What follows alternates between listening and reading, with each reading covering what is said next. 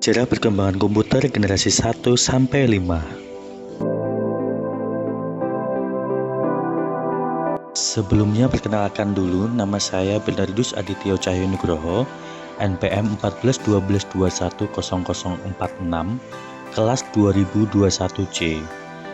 Video ini dibuat untuk memenuhi tugas mata kuliah Organisasi dan Arsitektur Komputer yang diampu oleh Ibu Aris Wijayanti MKom. Oke, kita mulai dengan milestone. Jadi generasi sejarah perkembangan komputer itu dibagi menjadi 5, yaitu generasi 1 yang terjadi pada rentang tahun 1946 sampai 1957.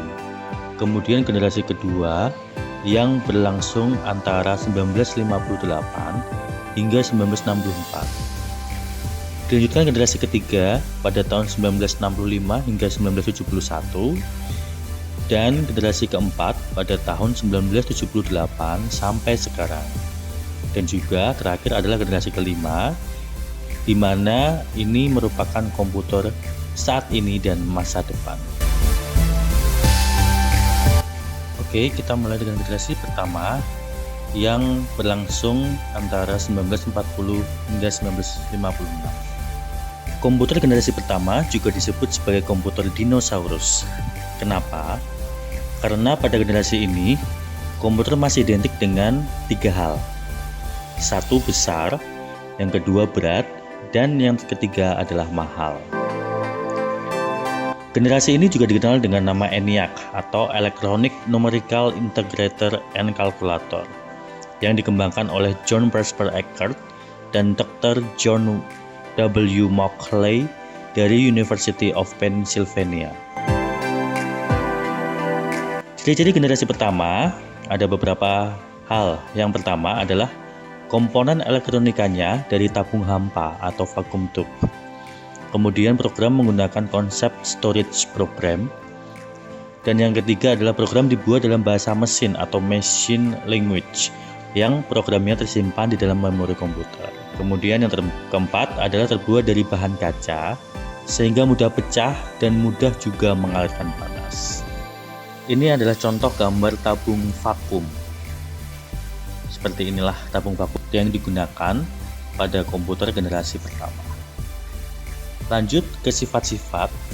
Ada beberapa sifat-sifat yang menjadi ciri khas dari komputer generasi pertama, yaitu yang pertama, ukurannya besar dan memerlukan tempat yang luas otomatis. Kemudian karena dia mengeluarkan banyak panas sehingga memerlukan banyak sekali pendingin udara atau AC di dalam ruangannya. Yang ketiga, prosesnya relatif lambat. Dan yang keempat adalah kapasitas untuk menyimpan data masih sangat kecil.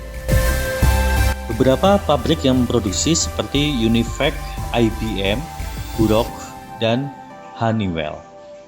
Sedangkan beberapa contoh mesinnya ENIAC, Mark II, EDSAC, Mark III, Univac 1 dan 2, IBM 650, dan juga EDVAC. Seperti inilah tampilan dari komputer generasi pertama. Terlihat sangat besar dan memerlukan tempat yang sangat luas. Yang ada di gambar ini merupakan komputer ENIAC yang ada di Biro Sensus AS, Amerika Serikat. Komputer ENIAC sendiri menggunakan 18.000 tabung hampa untuk mengolah datanya. Mempunyai bobot seberat 30 ton, panjangnya 30 meter dan tingginya 2,4 meter, dan membutuhkan daya listrik 174 kW. Nggak kebayang ya berapa besarnya waktu itu.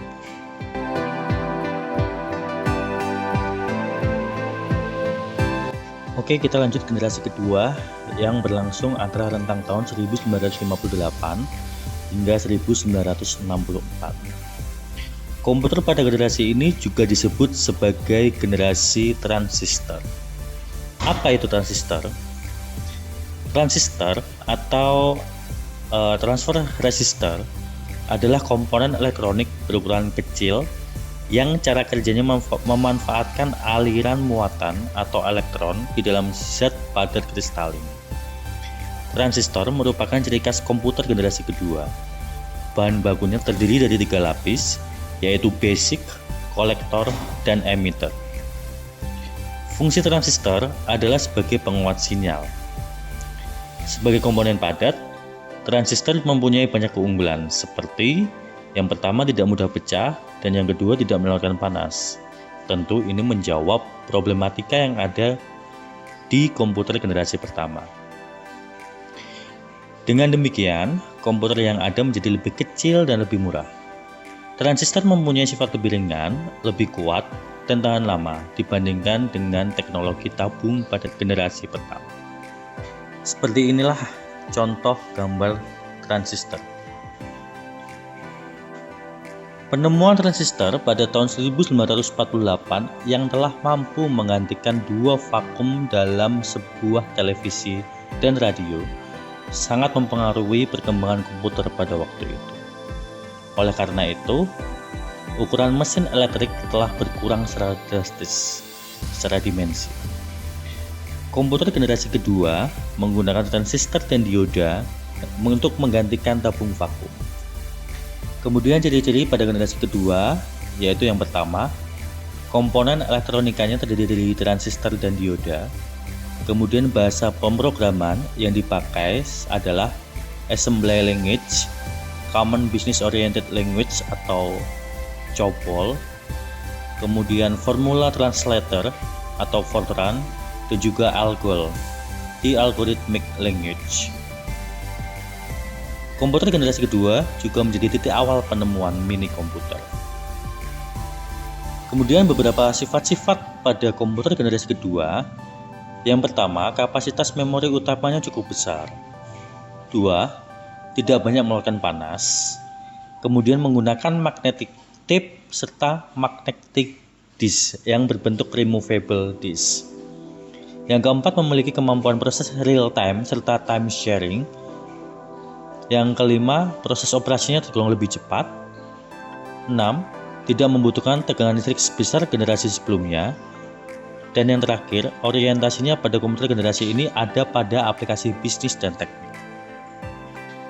Beberapa pabrik yang memproduksi komputer generasi kedua adalah Univac, IBM, Burroughs, Honeywell, CDC atau Control Data Corporation, dan juga NCR. Kemudian beberapa contoh mesin seperti IBM 1620, IBM 1401, IBM 7070. Kemudian kalau dari Univac adalah Univac 3, CDC ada CDC 6600, Burroughs ada Burroughs 5500, dan juga dari pabrikan Honeywell dia punya Honeywell 400. Seperti ini contoh gambar komputer pada generasi kedua. Oke, kita lanjutkan komputer pada generasi ketiga yang berlangsung antara tahun 1965 hingga 1971.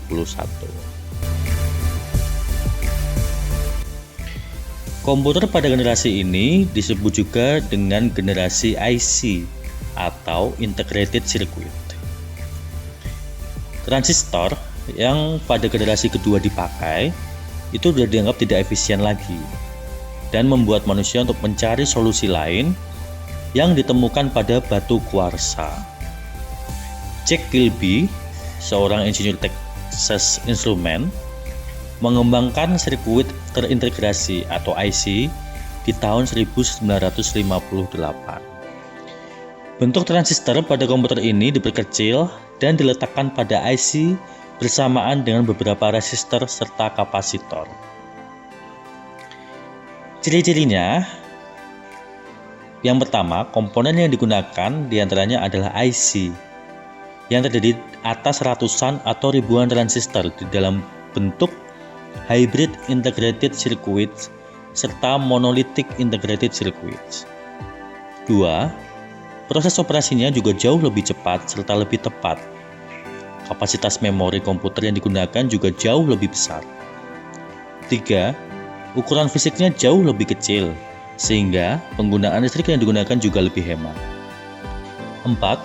Menggunakan magnetic disk yang sifatnya ialah random access. 5. Dapat melakukan berbagai multiprocessing serta multi-programming. 6. Alat input-output mengalami pengembangan dengan menggunakan visual display terminal. Dan yang terakhir, generasi ini juga dapat melakukan komunikasi data dari satu komputer dengan komputer lainnya. Kemudian sifat-sifat dari komputer generasi ketiga diantaranya adalah yang pertama, ukurannya lebih kecil dari komputer generasi kedua. Yang kedua, mulai mengenal multi-programming dan multi-processing. 3. Adanya integrasi antara software dan hardware dalam sistem operasi. 4. Prosesnya sangat cepat. 5. Kapasitas untuk menyimpan data lebih besar. 6. Menggunakan teknologi small and medium scale integration. Beberapa pabrik yang memproduksi komputer generasi ketiga ada IBM, Burroughs, Honeywell, dan juga NCR. Sedangkan beberapa contoh mesinnya adalah IBM S360, kemudian Univac 1108, PDP 8 dan 11, Honeywell 200, dan lain-lain. Seperti inilah contoh gambar komputer pada generasi ketiga. Oke, kita lanjutkan dengan komputer generasi keempat yang ada pada rentang tahun 1978 hingga yang saat ini masih kita gunakan. Komputer pada generasi keempat juga disebut dengan generasi mikroprosesor. Mikroprosesor merupakan hasil pemadatan dari ribuan IC dalam sebuah chip. Bersamaan dengan generasi mikroprosesor ini, lahirlah juga internet. Tampilan monitornya juga masih menggunakan satu warna atau clean color. Selain itu, dikembangkan juga sebuah chip sebagai memori komputer. Komputer generasi ini lebih maju karena di dalamnya terdapat beratus ribu komponen transistor. Proses pembuatan IC komputer generasi ini dinamakan pengintegrasian dalam skala yang sangat besar. Pengolahan data dapat dilakukan dengan lebih cepat atau dalam waktu yang singkat. Media penyimpanan komputer generasi ini lebih besar dibanding generasi sebelumnya. Komputer generasi ini sering disebut dengan komputer mikro. Adapun ciri-ciri dari komputer pada generasi keempat adalah yang pertama, memakai large scale integration atau LSI yang berasal dari pemadatan ribuan IC yang kemudian diubah menjadi chip. Yang kedua, memakai mikroprosesor yang bentuknya berupa chip yang berfungsi untuk memori komputer. Dan yang terakhir, dikembangkan dengan Very Large Scale Integration atau VLSI. Beberapa pabrik yang memproduksi diantaranya adalah IBM, Burroughs, Honeywell, Intel, dan juga Apple. Contoh mesinnya ada IBM Pentium 2, Apple II, IBM 370, dan juga IBM PC 386.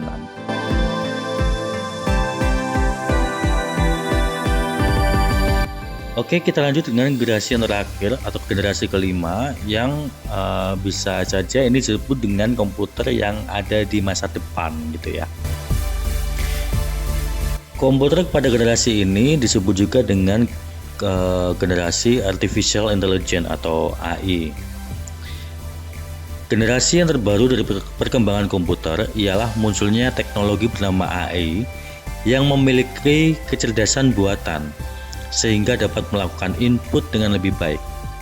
Bahkan, dengan teknologi ini, kamu juga dapat menginput bahasa yang digunakan dalam sehari-hari dengan menyesuaikan keadaan serta mempelajari lingkungan sekitar. Generasi AI yang terbaru adalah komputer Pentium 4 yang dikeluarkan oleh Intel Corporation. Meskipun komputer generasi ini memiliki bentuk yang kecil serta sederhana, tetapi tetap memiliki kecepatan serta kecanggihan yang tidak perlu diragukan lagi. Seiring dengan berjalannya waktu, komputer generasi AI juga digunakan pada tablet, notebook, dan sebagainya. Ciri-cirinya pada generasi kelima adalah yang pertama, komputer generasi ini masih dalam tahap pengembangan dan pemakainya belum banyak. 2. Pengembangan komputer generasi ini dipelopori oleh negara Jepang. 3. Komponen elektronikanya menggunakan bentuk paling baru dari chip VLSI. 4. Program dibuat dalam bahasa Prolog atau Programming Logic dan LISP atau Lisp Processor. Komputer generasi kelima difokuskan kepada AI atau Artificial Intelligence, yaitu sesuatu yang berhubungan dengan penggunaan komputer untuk melaksanakan tugas-tugas yang merupakan analog tingkah laku manusia. Kemudian sifat-sifatnya sendiri, ada beberapa hal yang bisa kita sebutkan. Yang pertama, dapat membantu menyusun program untuk dirinya sendiri. 2. Dapat menerjemahkan dari satu bahasa ke bahasa lain. 3. Dapat membuat pertimbangan-pertimbangan logis atau decision maker. 4. Dapat mendengar kalimat perintah yang diucapkan serta melaksanakannya. 5. Dapat memilih setumpuk fakta serta menggunakan fakta yang diperlukan. 6. Dapat mengolah gambar-gambar dan grafik dengan cara yang sama dengan mengolah kata. Misalnya, dapat melihat serta mengerti sebuah foto. Demikian video yang bisa saya sampaikan pada hari ini. Semoga bermanfaat untuk kita semua. Terima kasih.